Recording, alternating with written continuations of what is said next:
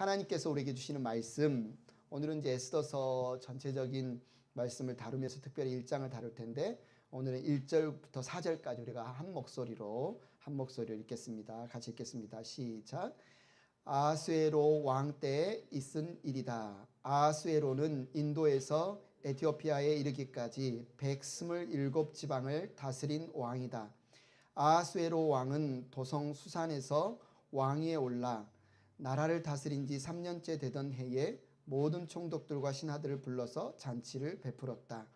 페르시아와 메대의 장수들과 귀족들과 각 지방 총독들을 왕궁으로 초대하여 자기 왕국이 지닌 영화로운 부요와 찬란한 위엄을 과시하였다. 잔치는 여러 날 동안 무려 180일이나 계속되었다. 아멘. 자리에 앉으시기 바랍니다. 여름이네요. 너무너무 덥죠. 정말 밖에 걸어오면서 참 불에 타는 것 같은 뜨거움을 많이 느끼셨을 텐데 여름이 되면 한국이든 미국이든 휴가를 꿈꾸게 됩니다. 우리 많은 분들이 어디로 휴가 가세요? 그러면 저는 산이요, 저는 바다요. 요즘은 산이고 바다고가 아니라 호캉스, 호텔이요. 아니면 아무것도 안 하고 집에서 푹 쉬고 싶어요. 뭐 이런 여러 가지 의견들이 있을 텐데 여러분은 어떠세요? 어디로 가고 싶으십니까? 나무를 찬찬히 살펴보면서 하이킹하는 것도 좋을 것 같고, 아니면 멋있는 숲을 좋은 공기를 맡으면서 숲을 보는 것도 좋을 것 같고, 어쩌면 오늘 이제 이 말씀은 나무를 본다기보다는 숲을 좀 살펴보는 시간이 오늘 말씀을 나누는 시간입니다. 요즘 자동차 가스값이 장난이 아니죠. 코로나 바이러스도 있고 또 코로나 바이러스 때문에 봉쇄가 되다 보니까 물류 대란이 일어나기도 했고, 거기에 러시아 우크라이나 전쟁의 여파도 있고, 인플레이션 때문에 가스비가 거의 이제 4불 70, 뭐 다른 데는 비싼 데는 5불을 넘긴 데도 있습니다. 삶이 좀 팍팍하고 들어오는 건 없는데 나가는 건 너무 많고, 정말 어떻게 살아야 되지? 미래가 좀 두렵기도 하고 암담하기도 하고. 근데 우리는 또 그냥 사는 사람들이 아니라 하나님의 부르심을 받은 사람들이잖아요. 언약 백성들이고 그리스도인들이잖아요. 어떻게 살아야 될까요? 어떻게 사는 게 잘 사는 걸까요? 그런 생각조차 못하고 막 사나요? 그냥 눈 뜨고 눈 감고 그냥 너무 힘들게. 과연 하나님의 백성으로서는 어떻게 살아야 될까? 그 답을 어디서 찾아야 될까? 우리를 부르는 이름이 있습니다. 별명이 있습니다. 많이 들어봤을 텐데 그 책의 사람들이에요. 그 책의 사람들. 그 책은 어떤 책을 가리키죠? 성경.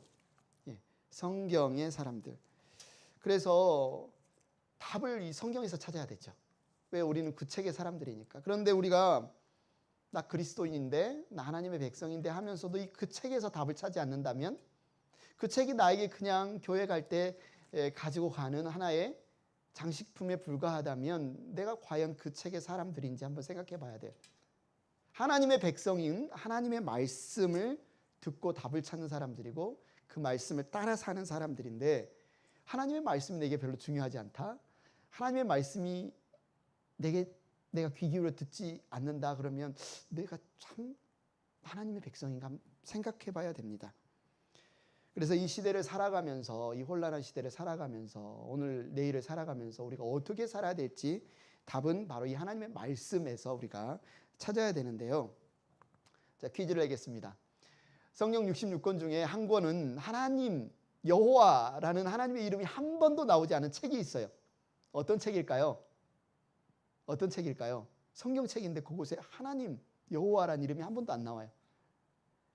눈치가 빠르신 분은 우리가 오늘 어떤 말씀을 읽었죠? 에스더서를 읽었죠. 에스더서가 그렇습니다. 신기하죠? 하나님이라는 이름이 안 나오는데, 하나님 여호와라는 이름이 한 번도 안 나오는데 어떻게 에스더가 정경에 들어갔을까? 어떻게 성경이 되었을까? 우리는 이 에스더서를 어떻게 읽어야 될까? 지난주 토요일부터 이제 에스더서를 묵상하고 있는데 읽어보면 무슨 싸움 같아요. 이스라엘 사람들과 반대파와 막 이렇게 서로 암투하고 시기하고 때로는 어떻게 그 살아남으려고 몸부림치는 뭐 이스라엘의 민족적인 역사 같은 그런 책의 느낌도 있어요. 이것이 과연 오늘 날 우리가 살아가는 우리들에게 어떤 의미가 있을까? 이 에스더서를 읽으면서 우리는 무슨 하나님의 말씀을 들어야 될까? 이 질문에 대해서 이 에스더서를 읽으면 답이 다 나옵니다. 그 중에서도 우리가 그러면 에스더서를 어떻게 읽을까요? 10장밖에 되지 않아서 이제 몇 주 안에 매일 말씀을 묵상하다 보면 끝날 텐데 우리가 에스더서를 어떻게 읽어야 될까요? 그 부분에 대해서 시간적인 배경, 공간적인 배경, 신학적인 배경을 오늘 살펴보도록 하겠습니다. 첫 번째 우리는 이 에스더서를 구속사적 관점에서 읽어야 합니다. 구속사적 관점. 쉽게 말하면 예수 그리스도를 중심으로 읽어야 돼요. 예수 그리스도와 연결시켜서 읽어야 돼요. 이 에스더는 예수 그리스도, 우리의 메시아, 우리의 신랑, 우리의 머리 대신, 우리 교회의 머리 대신 예수 그리스도 그분과 이 에스더서는 어떤 연관이 있을까? 이 관점으로 읽어야 돼요. 여러분, 우리가 구약 39권, 구약 39권의 순서가 쭉 있는데요. 유대인들도 구약 성경을 똑같이 우리처럼 봅니다. 그런데 유대인들이 보는 구약 성경과 우리가 보는 구약 성경의 배열 순서가 틀려요. 유대인들은 삼분법이라는 배열 순서를 가지고 성경 순서를 정합니다. 먼저는 토라, 모세오경, 율법서가 나오고요. 그 다음에 네비엠, 예언서가 나오고요. 그 다음에 케투빔, 성문서, 여기서 성은 거룩한 문서, 이렇게 삼분법으로 성경을 묶어놨어요. 그런데 이것을 이스라엘 사람들이 예루살렘이 이렇게 흩어지고 망하고 디아스포라가 되면서 히브리어를 잘 못해요. 다 흩어져 사니까. 헬라 제국에 사니까. 그래서 이집트 알렉산드리아에서 70명의 학자들이 모여서 70인역으로 히브리어를 헬라어로 번역하면서 사분법, 율법서, 역사서, 시가서, 그리고 예언서 이렇게 나눴어요. 우리는 이제 바로 그 성경대로 순서대로 여기에 있는 거죠. 그런데 원래는 3분법으로 돼 있었다는 거죠. 토라, 율법서, 네비엠, 예언서, 케투빔, 성문서. 오늘은 이 원래의 배열을 가지고 우리가 좀 살펴보기를 원하는데요. 이 구속사적 관점에서 성경을 본다는 것은 다시 말해서 예수 그리스도를 중심으로 우리 구주 예수 그리스도가 오시는 것과 예수 그리스도가 우리 주님이 되시는 것과 이 에스더는 어떤 연관이 있을까를 관련해서 한번 읽어보는 겁니다. 그래서 이 에스더는 케투빔, 거룩한 문서의 목록에 들어가 있는데요. 이 케투빔의 첫 번째 목록에 나오는 책이 시편입니다. 여러분 시편 좋아하시죠? 시편 찬양도 있고 시편을 읽으면 정말 내 마음 같아. 뭐 이런 생각도 많이 들고.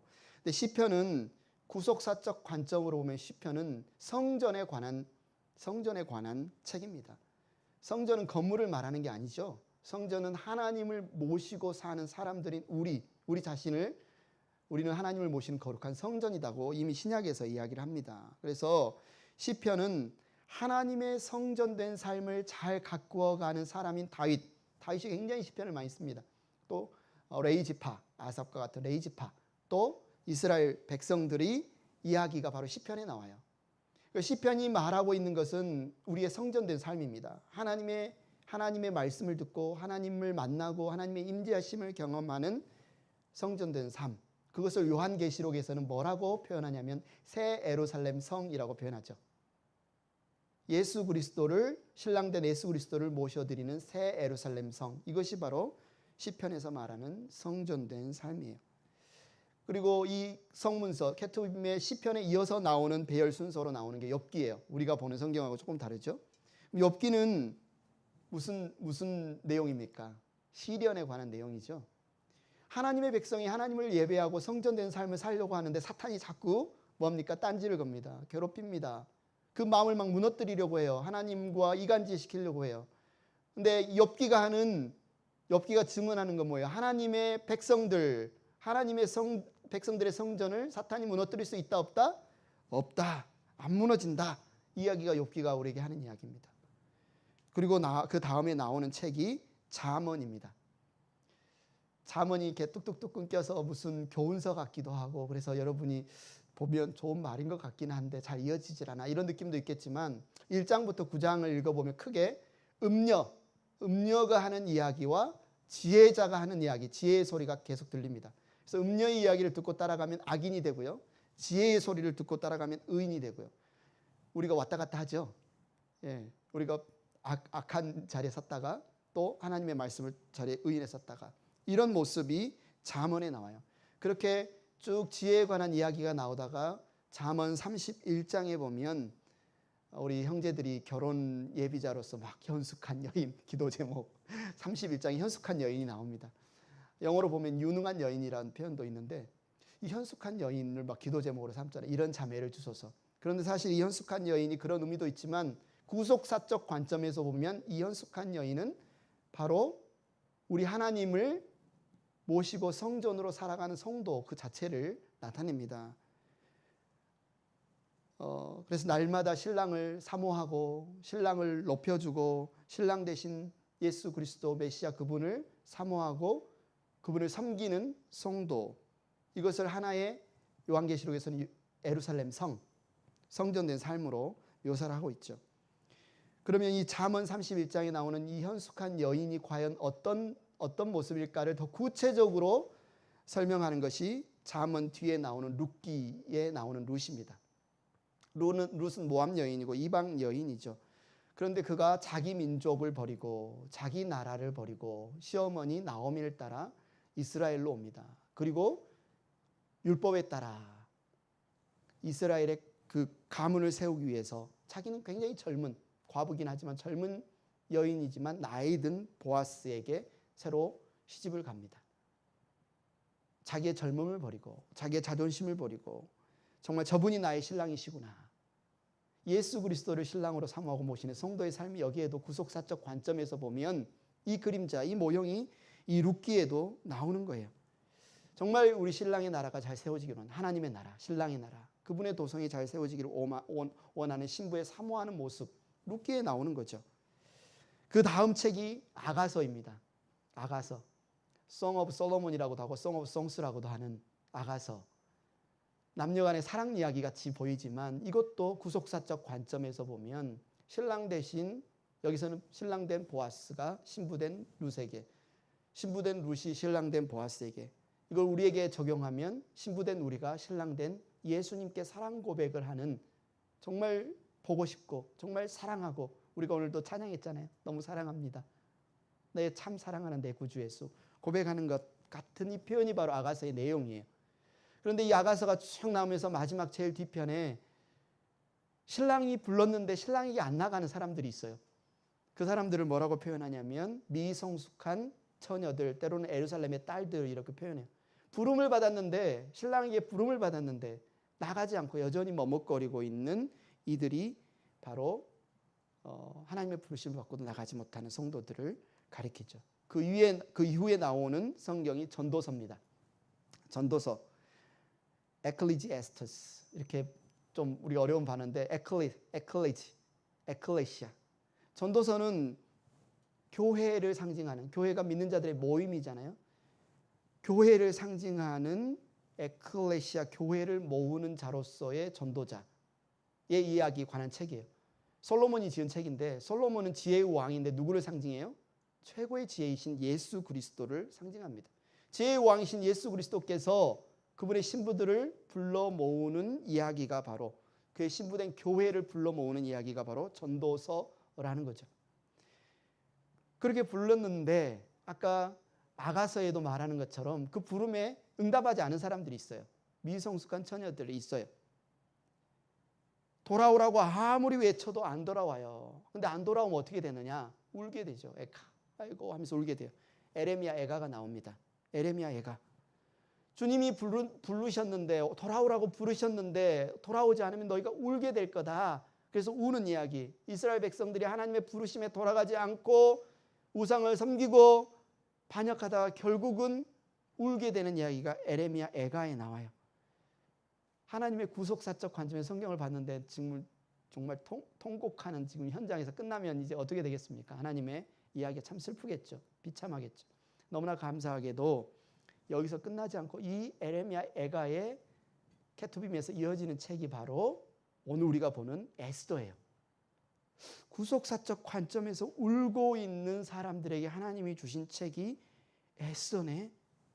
과연 이 에스더를 통해서 그럼 하나님이 우리에게 보여주시는 구속사적 메시지는 무엇일까?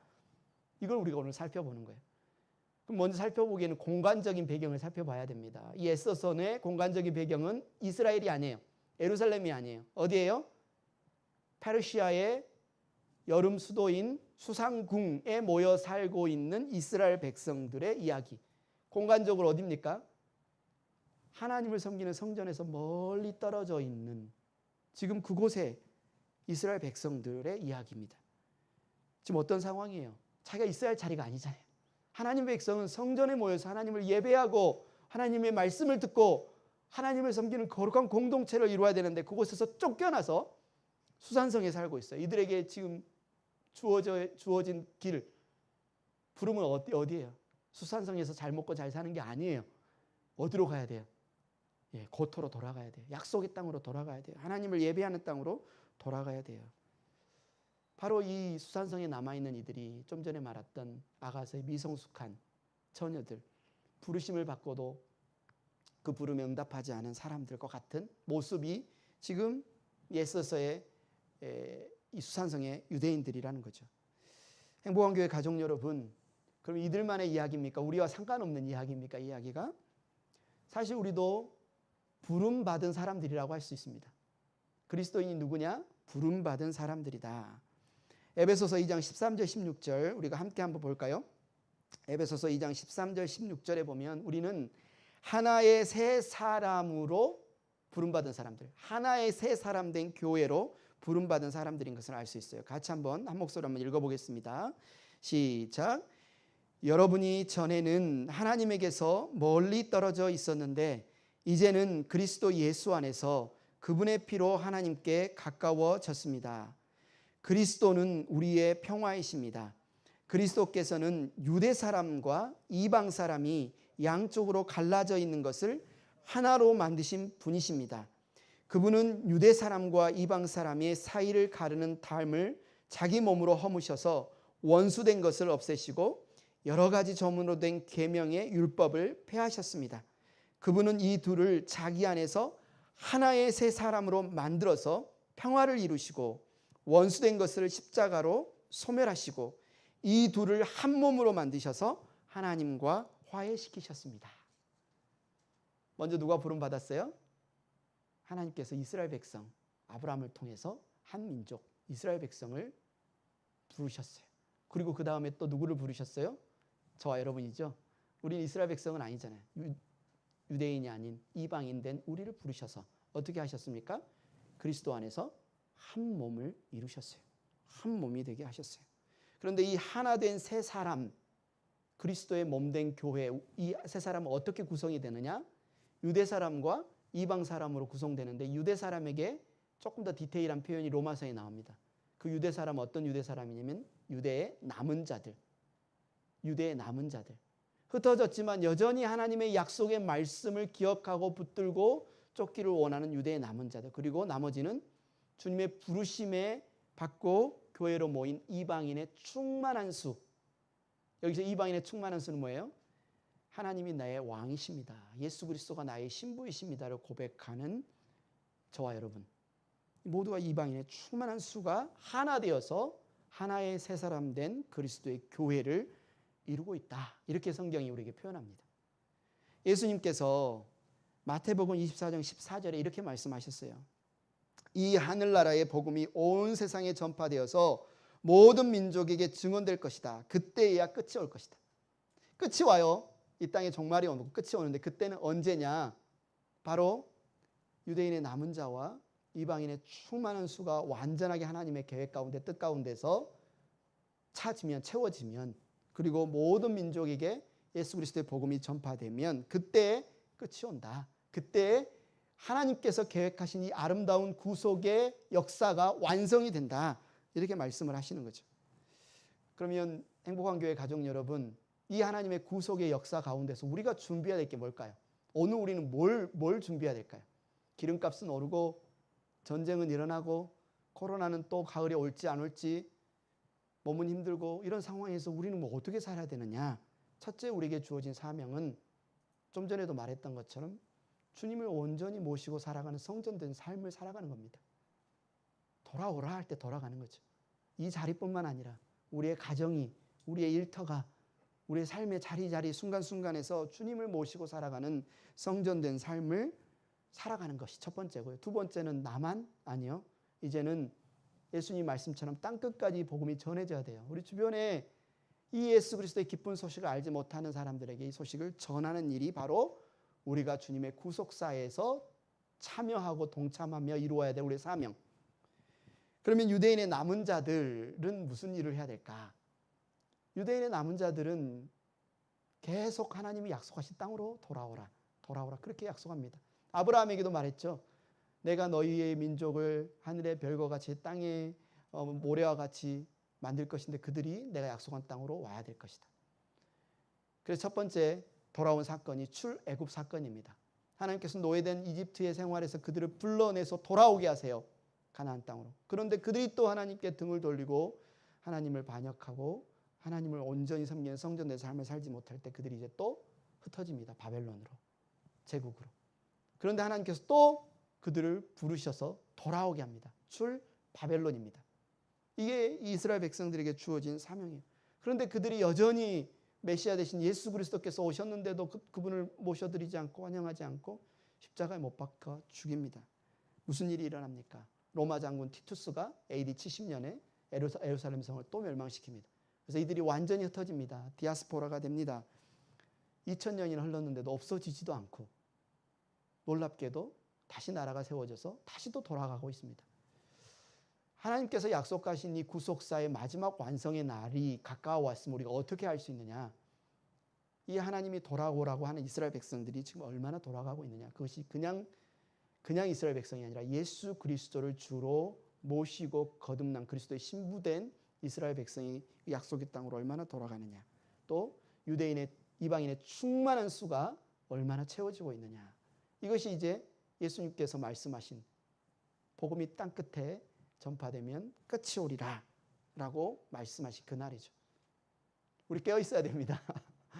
하나님의 구속 사업에 우리 동참해야 됩니다. 그건 나하고 상관없어 하면 안 돼요. 이건 우리를 이걸 위해서 부름을 받았어요. 에레미야 애가에서 이스라엘 백성은 하나님을 온전히 섬기지 못하는 삶 때문에 결국은 자기 나라 도성에서 쫓겨나고 슬피 울고 그래서 결국은 바벨론 제국에서 페르시아 제국으로 나라는 바뀌었지만 그들은 포로된 삶을 살고 있었어요. 그런데 그때 에스더가 나타납니다. 에스더가 나타나서 어떻게 합니까? 죽으면 죽으리라. 금식하면서 하나님 우리 백성 하나님의 백성을 지켜주십시오. 살려주십시오. 하나님의 바짓가랑이를 붙들고 부르짖어 기도할 때 하나님께서 구속사 일을 다시 행하십니다. 그래서 일어난 일이 제2차 포로기환, 제3차 포로기환 에스라와 느헤미야의 부흥의 세대가 일어나는 것을 우리는 구속사적 관점에서 볼 수 있습니다. 자, 우리가 에스더서를 보면서 어떻게 봐야 된다? 첫째, 구속사적인 관점에서 에스더서를 여러분이 읽으시기를 바랍니다. 에스더라는 말의 뜻은 별이란 뜻이에요. 별. 바벨론 말로 하면 에스테르. 그러면 우리가 익숙한 페르시아 이 성경에 나온 말로 하면 아스타롯. 많이 들어보지 않았어요? 아스타롯. 아스타롯 우상, 하늘 성신할 때 그 우상의 이름이 아스타롯이에요. 우리가 정말 좋아하고 죽으면 죽으리라 존경하는 신앙의 인물 에스더가 우상의 이름을 갖고 있는 여인이네요. 좋은 이름이에요? 나쁜 이름이에요? 별로 안 좋은 이름이네요. 자기가 그 이름을 선택했을까? 그건 아닐 겁니다. 원래 이 여인의 이름은 하닷사예요. 아름다운 나무라는 하닷사의 뜻이에요. 근데 아마 페르시아 왕 아하수에로가 너무 하닷사가 예쁘고 아름다우니까 우리 가장 아름다운 여인을 비너스라고 하잖아요. 비너스가 로마의 여신이잖아요. 다이애나도 아름다운 여인, 여신의 이름인 것처럼 너무 예쁘니까 안 믿는 사람들이니까 나의 여신 하면서 아스타롯이라고 이름을 붙였을 가능성이 있습니다. 에스더서의 이 시간적 배경은 중국으로 치면 공자시대쯤 되는 거예요. 그런데 이제 아시아 말고 그 근방에서 일어난 시간적인 사건들을 우리가 이해해야 에스더서가 왜 우리에게 중요하고 구속사적인 관점에서 왜 중요한지 우리가 알 수 있습니다. BC 538년 굉장히 중요한 일이 일어나죠. 고레스가 페르시아의 왕으로 등극하면서 537년에 하나의 법을 선포하는데 그것이 뭐냐면 유대인들은 너의 고향 고토로 돌아가도 된다. 그냥 돌아가는 것이 아니라 금은 보화를 줄 테니 돌아가서 그곳에 여호와 하나님을 섬기는 성전을 다시 짓고 하나님을 예배해라 하고 돌려보내줍니다. 이때 누가 예루살렘으로 돌아가요? 스룹바벨을 비롯한 유대인 52,360명이 귀환해요. 그런데 이들이 5만 명이나 넘는 스룹바벨 총독과 같이 돌아가고 돈도 지원받고 그래서 바로 성전을 짓고 예배할 수 있을 것 같은데 16년 동안이나 성전을 짓지 못합니다. 물론 주변에 방해도 있었어요. 시기모함도 있었어요. 그런데 BC 520년부터 516년에 이들 사이에서 사역한 학개와 스가랴 선지자 예언자의 말을 보면 단지 그것만이 이유였던 건 아닌 것 같아요. 학개서 1장 4절 같이 한번 읽어볼까요? 시작. 성전이 이렇게 무너져 있는데 지금 너희만 잘 꾸민 집에 살고 있을 때란 말이냐.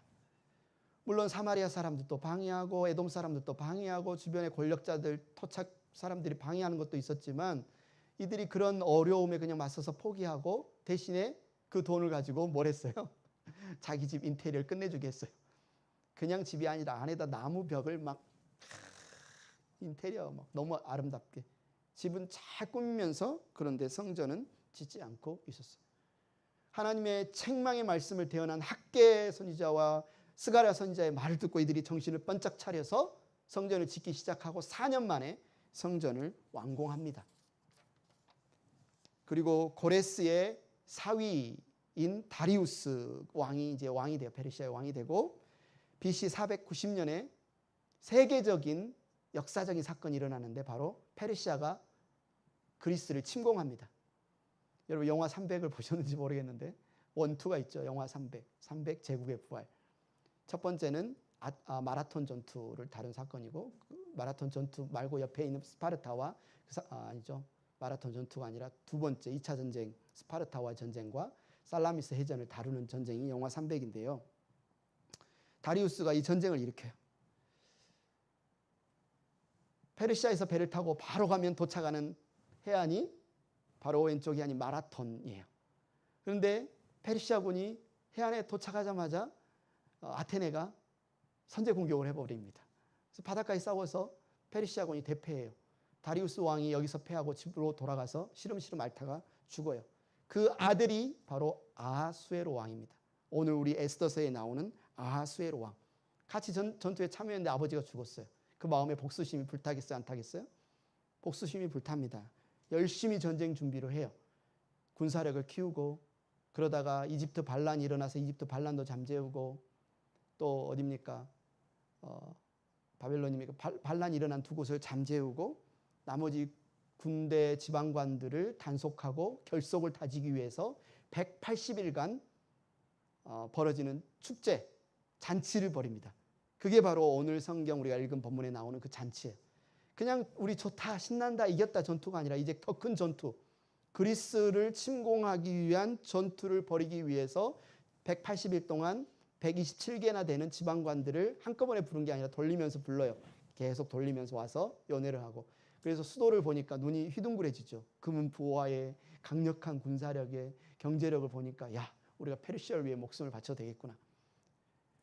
전쟁 준비를 해요. 그런데 그 전쟁 준비를 하는 이 잔치에 180일간의 잔치가 끝나고 수상궁 시민들이 그 잔치를 계속 벌였잖아요. 고생했어요. 그래서 이 수상궁 시민들을 위한 7일간의 잔치를 벌이는 중에 이 7일간의 잔치는 고위, 높은 사람, 낮은 사람 막론하고 다 불러서 누구나 와서 왕궁에 와서 마음껏 먹고 마실 수 있는 잔치를 베풀어요. 그리고 어느 날 왕이 술에 취하죠. 기분이 좋아서 들떠 있었는 것 같아요. 이제 그리스를 제대로 이길 수 있을 것 같았는 것 같아요. 그때 당시 페르시아 법은 남자들과 여자들이 같이 술을 마시지 않고 따로따로 모여서 술을 마시는데 술에 취한 아하수에로 왕이 와스디 왕후를 부릅니다. 자랑하고 싶어서. 그런데 왕후가 페르시아 법에도 그거는 맞지 않고 부르는데 안 가요. 어떻게 됐습니까?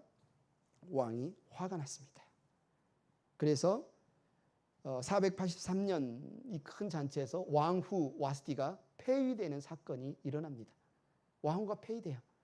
그러고 나서 이제 새로운 왕후를 뽑으려고 모집령을 내렸는데 바로 에스더가 왕후가 되는 게 아니라 에스더가 왕후에 즉위한 것이 479년. 4년간의 공백이 있어요. 이때 뭐 했어요? 왕이 군대를 이끌고 그리스를 침공하러 갑니다. 살라미스 해전을 벌입니다. 이곳에서 져요, 이겨요? 져버려요. 이곳에서 지고 돌아와서 바로 이제 에스더 왕후와 결혼을 하지요. 그러고 나서 479년에서 474년 5년간에 일어난 집중적으로 일어난 하만, 아말렉 족속의 후예인 하만과 유대인들 간에 서로 이 어쩌면 싸움과 같은 이 일이 5년간에 일어났고, 이 싸움에서 살아남은 유대인들이 지키는 절기가 부림절입니다. 그게 474년에 있습니다. 그러면 야, 무슨 전쟁이 일어났는데 그 왕후가 됐고 그들이 살아남아서 부림절을 했네? 이게 무슨 구속사적 관점에서 우리에게 어떤 의미가 있을까 이렇게 생각할 수 있는데, 여기서 끝나지 않아요. 그 위에 더 놀라운 일들이 일어나요. 좀 전에 말했던 것처럼 아하수에로 왕의 아들인 아닥사스다 왕이 되고 나서 본격적으로 다시 포로 귀환 운동이 일어납니다. 458년에 2차 포로 귀환이 일어날 때 학사 에스라가 예루살렘으로 돌아가요. 성전은 있는데 물리적인 성전은 있는데 이스라엘 사람들의 마음에 온전히 성전이 세워지지 않았어요. 여전히 성전에서 예배드리고 다음 돌아가서 이방인들, 여인들을 부인으로 맞아서 그들의 신을 또 섬기고 이런 일들이 벌어지고 있는 거예요. 2차 포로 귀환에서 돌아간 에스라가 하나님의 말씀을 가르치면서 그 말씀이 백성들의 마음에 들어가서 회개 운동이 일어납니다. 우리가 하나님께 돌아가자. 우리가 하나님을 반역하고 거역했던 이방 여인과의 결혼 관계를 끝을 맺습니다. 그리고 나서 3차 포로 귀환 때 느헤미야가 다시 돌아갑니다. 무너진 성벽을 재건하고 이스라엘이 또 하나의 하나님의 나라로 이렇게 세워질 수 있도록 그 일들이 무엇의 결과로 일어나요? 에스더가 왕후가 되고 부림절 사건이 있고 그 이후에 아닥사스다 왕 때 이 일들이 일어난다는 거예요. 여러분 잘 보십시오. 1차 포로 귀환 때 아직도 돌아가지 않은, 부름을 받았는데도 돌아가지 않은 유대인들이 있었어요. 수산성에 많이 살고 있었어요. 돌아가 봐야 황폐한 땅, 살기 힘들거든요. 그냥 그 땅에 머물러 있었어요. 근데 하나님께서 어떻게 하셨어요? 흔드셨습니다. 흔드셨어요. 그 사건이 일어나고 나서, 하나님의 구속사적인 이 사건이 일어나고 나서 어떻게 됐습니까? 2차 포로 귀환, 3차 포로 귀환, 이들이 다시 하나님의 부르심에 응답해서 하나님의 성전에 모여 하나님을 예배하는 삶이 일어난 그 결정적인 계기가 된 사건이 바로 에스더서에 지금 나오고 있는 거예요. 그런데 이 구속사적 관점에서의 이 사건이 보이지 않으면 에스더서는 어떤 책으로 보여요? 이스라엘의 역사책인데 하나님 이름도 안 나오고 여호와 이름도 안 나오고, 이거 정말 이 성경에 들어갈 필요가 있을까? 이거 우리가 읽어야 되나? 종교개혁가 루터마저도 이 책에는 하나님, 여호와란 이름이 안 나오는 함량 미달의 책이다 이렇게 표현을 했고요. 칼빈은 이 책은 주석을 쓸 가치가 없다. 주석도 쓰지 않았어요. 우리가 만약에 이 구속사적 관점에서 이 에스더서를 읽지 않으면 우리도 그렇게 이스라엘 사람들의 이야기 이렇게 볼 수 있지만, 이거는 정말 하나님께서 우리에게 주신 놀라운 역전의 이야기, 하나님의 은혜의 이야기, 법을 새 법으로 바꾸시는 이야기라는 거죠. 그래서 첫 번째 우리는 에스더서를 구속사적인 관점에서 봐야 된다면, 두 번째 에스더서에 봐야 될 중요한 관점이 뭐냐면 법과 은혜라는 모티브를 이 에스더서에 봐야 됩니다. 에스더서에 나오는 첫 번째 모티브는 잔치예요. 잔치. 에스더서 내내 잔치가 벌어집니다. 마지막 10장, 총 10장으로 구성되어 있는데 마지막 10장은 3절밖에 없는데요. 여기에 잔치가 안 나오고 4장에 잔치가 안 나오고 나머지 모든 장에는 계속 잔치가 나와요. 그런데 이 잔치에 또 하나의 모티브가 나오는데 이 법과 은혜라는 모티브가 나와요. 첫 번째 이 잔치에 나오는 첫 번째 법, 잔치들의 연속 속에 페르시아 법이 등장합니다. 페르시아 법에 남자와 여자는 같이 앉아서 술을 마셔도 안 되고 같이 잔치를 할 수 없다. 이게 페르시아 법이 나오고, 페르시아 법에는 음주법이 있어요. 그냥 막 술을 마시면 되는 게 아니라 그 법대로 술을 마셔야 되는데, 왕이 특별히 이날 말은 음주법에 상관없이 너희들이 많이 마시고 싶든 적게 마시고 싶든 술을 마셔라. 이런 이제 법도 있었고, 굉장히 잔치는 벌어졌는데 이 법이 그들을 올가매고 있는 그런 모습이 나옵니다. 왕이 불렀는데 와스디 왕후가 안 왔죠. 그래서 왕이 자기 측근 대신들을 모으고 논의한 끝에 법을 하나 또 세우죠. 말도 안 되는 법이죠. 당신을 무시한 것, 왕 당신을 무시한 것은 모든 국민 남편들을 무시한 것이니 와스디 왕후를 폐위시키십시오. 이런 법을 만듭니다. 말도 안 되는 법이죠. 그런데 그 법이 상정이 돼요. 그리고 나서 3장 4장에 보면 하만이라는 아말렉 아각 왕의 후손이 등장합니다. 하만에게 절을 하지 않은 모르드게에게 앙심을 품은 하만이 모르드게 이놈 죽여야 되겠다. 모르드게만 죽이는 게 너무 성이 차잖아요. 모르드게 유대인이라고? 그래. 내가 왕에게 로비해서 모든 페르시아 유대인은 다 죽여야지. 왕에게 로비를 합니다. 그래서 하나의 법을 상정시키는데 그게 바로 죽음의 법이에요. 페르시아 땅에 있는 모든 유대인들을 죽일 수 있는 법. 죽음의 법을 만듭니다. 이 이야기를 듣고 에스더가 가만히 있을 수 없죠. 모르드게의 요청을 따라 죽으면 죽으리라 3일간 금식하고 왕을 만나야 하소연하는데 또 법이 있어요. 왕이 안 부르면 절대 왕후는 왕에게 갈 수가 없습니다. 법이 있어요. 왕이 불러야만 왕에게 가요. 안 불렀는데 가면 죽어요. 근데 이 법이 있음에도 불구하고 에스더는 죽으면 죽으리라 금식하고 나아가죠. 상황이 역전되어서 모르드게가 왕을 구한 사건이 다시 회자되고 모르드게는 높여지고 하만은 낮아집니다. 그런데 페르시아 법은 한 번 법이 선포되면 그 법을 없앨 수가 없어요. 여전히 하만의 죽음의 법은 살아있어요. 모르드게가 높아졌는데도 하만의 법을 없앨 수가 없어요. 그래서 만들어낸 것이 뭐냐면 새로운 법, 이 하만의 법을 누를 수 있는 새로운 법을 또 선포합니다. 바로 에스더를 보면서 우리는 이 법, 잔치 가운데 잔치가 벌어졌는데 그 가운데 있는 이 법을 봐야 되는데, 그런데 이 로마서에 보면요, 이 법과 은혜라는 이 두 모티브가 로마서 전체를 흐르고 있는데 바로 에스더서에서도 이 법과 은혜라는 모티브가 같이 흐르고 있다는 거죠.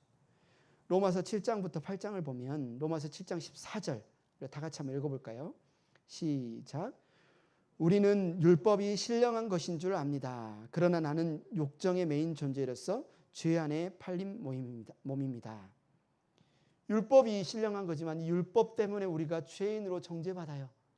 율법을 보면 볼수록 그 율법 때문에 우리는 더 우리의 죄가 드러나고 우리는 더 그 법을 지켜야 됨을 알면도 불구하고 못 지키기 때문에 정죄받고 죄인이 됩니다. 하지만 로마서에서 사도 바울은 이 율법을 능가하는 법을 하나님이 주셨다는 것을 선포하고 있어요. 로마서 8장 2절에 이렇게 말합니다. 같이 읽겠습니다. 시작. 그것은 그리스도 예수 안에서 생명을 누리게 하는 성령의 법이 당신을 죄와 죽음의 법에서 해방하여 주었기 때문입니다. 모든 유대인들을 죽이려는 하만의 법을 누르고 오히려 이스라엘 백성들을 살리는 법을 야수에로 왕이 선포함으로 이들이 살게 돼서 불임절이라고 지키게 되었던 것처럼 로마서에 보면 율법 죽음의 법을 누르고 우리를 죄와 죽음에서 해방케 하는 성령의 법을 하나님이 주셨다고요. 이 성령의 법을 다른 말로 무슨 법이라고 할 수 있어요? 은혜의 법이죠. 은혜의 법. 하나님이 우리에게 주신 이 은혜의 법으로 우리가 어떻게 바뀌었습니까? 죄인이어서 의인이 되었어요. 사형수에서 하나님의 아들이 되었어요. 새로운 신분을 얻게 되었어요.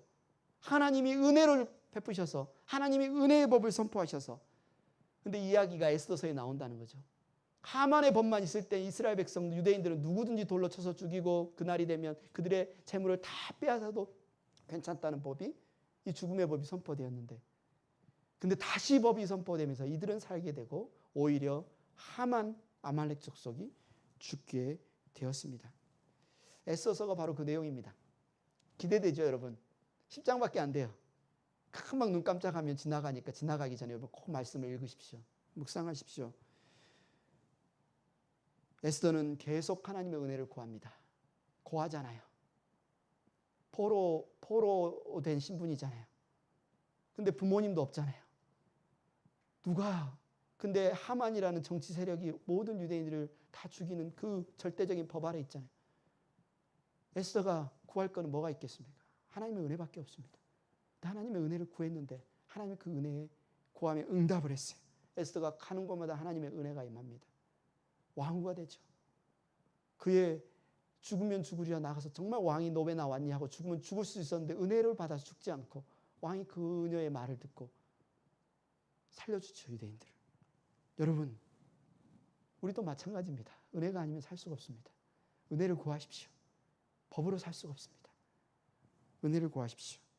첫 번째, 구속사적 관점으로 에스더를 봤고, 두 번째, 법과 은혜라는 모티브로 에스더를 봤다면, 마지막 세 번째 우리가 봐야 될, 에스더서에 봐야 될 것은 하나님은 말씀하시는 것을 반드시 지키시는 분이라는 사실이 에스더서에 나옵니다. 하나님은 한 번 말씀하신 것을 반드시 지키신다.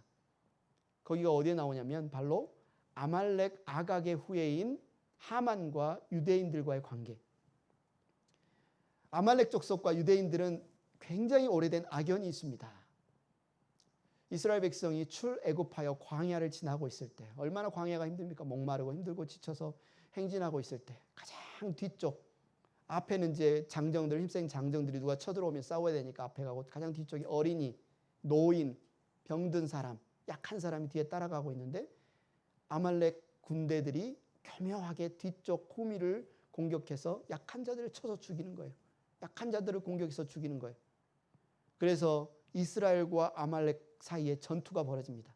높은 언덕 위에 모세가 올라가서 지팡이를 높이 들면 여호수아가 싸우는 아말렉과의 전쟁이 승리하죠.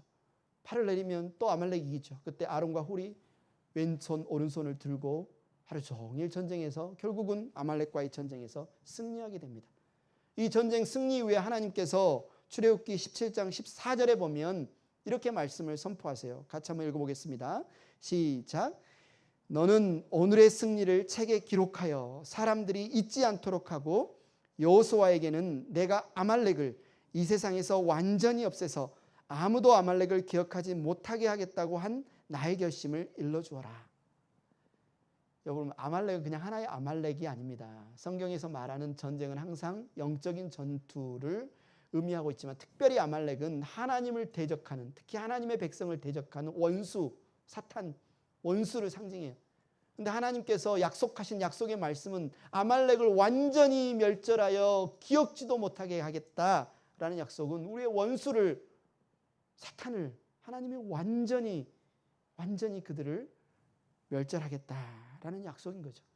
그런데 이 약속이 어디서 성취된다? 1000년이 지나서 수산성에서 하만, 아말렉의 후손인 하만이 유대인들을 다 죽이기 위해 죽음의 법을 세웠는데, 그래서 유대인들을 죽이기 위해 숨어 흩어져 살던 아말렉 사람들이 다 자기 신분을 드러내고 죽이려고 으쌰으쌰하고 있을 때 오히려 이것이 역전되어서 모든 아말렉 사람들이 죽임을 당하는 사건이 이 에스더서에 나온다는 거죠. 하나님이 한번 약속하신 말씀은, 하나님이 한번 선포하신 말씀은 반드시 이루어진다는 것입니다. 성경을 보십시오. 그것이 구약이든 신약이든 역사서든 시가서든 예언서든 어떤 예루살렘에서든 수산에서든 사마리아에서든 어디에서든 어떤 성경 저자가 썼던 성경의 내용들은 다 통합니다.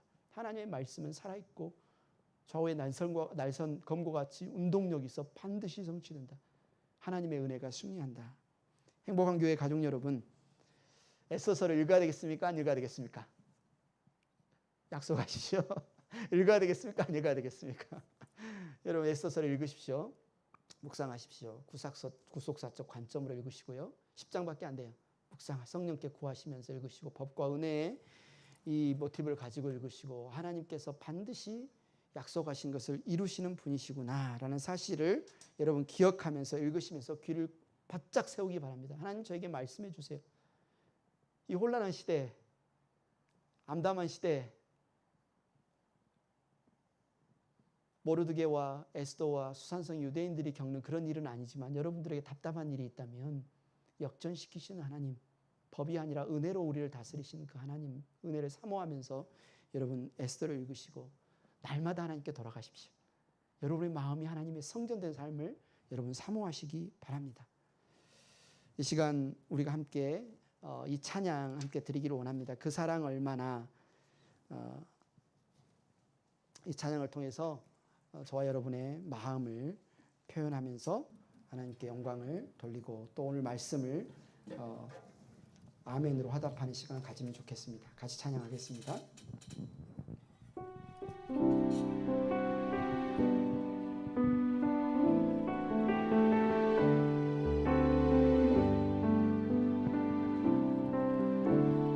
표현 못해도 나 표현하리라. 나 고백 못해도 나 고백하리라. 다 알 수 없어도 나 알아가리라. 다 닮지 못해도 나 닮아가리라. 표현 못해도 나 표현하리라.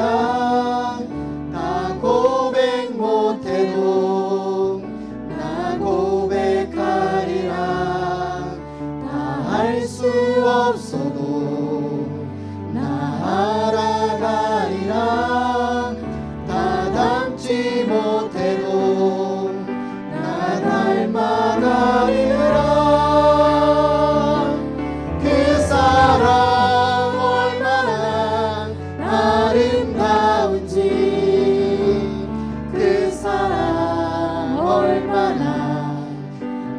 부욕해 하는지 그 사랑 얼마나 크고 놀라운지를 그 사랑 얼마나 나를 감격하게 하는지.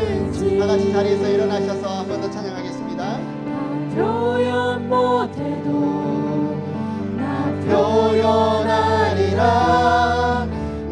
고백 못해도 나 고백하리라.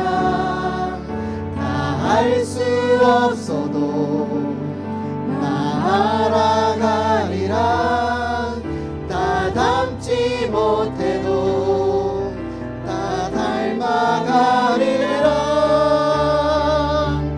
그 사랑 얼마나 아름다운지 그 사랑 얼마나 날 부욕해 하는지 그 사랑 얼마나 크고 놀라운지를 그 사랑 얼마나 나를 감격하게 하는 그 사랑 얼마나 아름다운지 그 사랑 얼마나 아름다운지 그 사랑 얼마나 날 부욕해 하는지 그 사랑 얼마나 크고 놀라운지를 그 사랑 얼마나 나를 감격하게